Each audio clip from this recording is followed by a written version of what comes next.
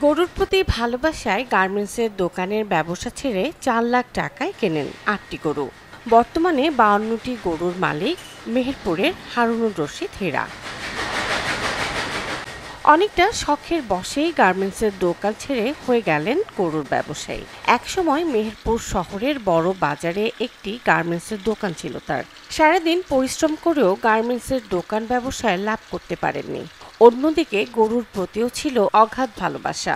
তারপর এক বন্ধুর গরু পালন দেখে সাহস করে নিজেও কিনে ফেলেন ৮টি গরু। শুরু হয় তার নতুন পদযাত্রা। কয়েক বছরের মধ্যে ধরা দেয় সাফল্য। আমি আগে ছিলাম দোকানদার।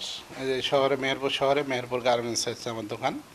ওইখানে দোকানদারি করতে করতে তখন আগে থেকেই গরুর প্রতি আমার খুব ভালোবাসা ছিল। তারপরে আমার এক বন্ধু দেখলাম ২টা ৪টা করে গরু পালে এবং ছোটো গরু কিনে ১ বছর পরে বিক্রি করে ভালোই হয় তার প্রফিট। তো ওর পরামর্শে আমি গরু কিনে প্রথমে ৮টা ২০১১ সালে এই ৮টা গরু কিনি, আল্লাহর রহমতে শুরু করি, আল্লাহর নাম নিই। তারপরে এই পর্যন্ত টুকটাক করে করতে করতে এখন ৫০-৫২টা গরু আমার হয়েছে।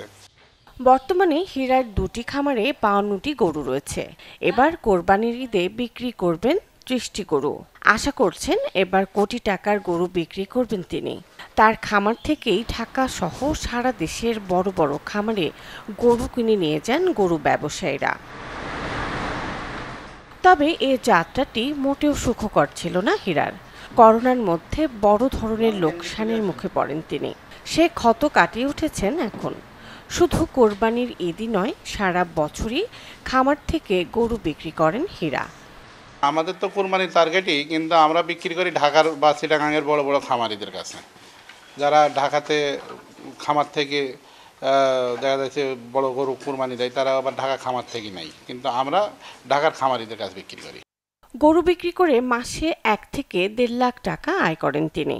বলেন, ভালো জাতের গরু কিনে পরিশ্রম করতে পারলে বেকার যুবকরাও তাদের ভাগ্য পরিবর্তন করতে পারেন। খামার যদি কেউ করে, খামার করলে লস হবে না, কিন্তু প্রথম কাজ করতে হবে তাকে নিজে পরিশ্রম করতে হবে এবং দ্বিতীয়ত ঘাসের ব্যবস্থা করতে হবে। আর গরু অবশ্যই গরু সিলেক্ট করতে হবে অরিজিনাল, মানে সুন্দর এবং উন্নত জাতেরটাকে।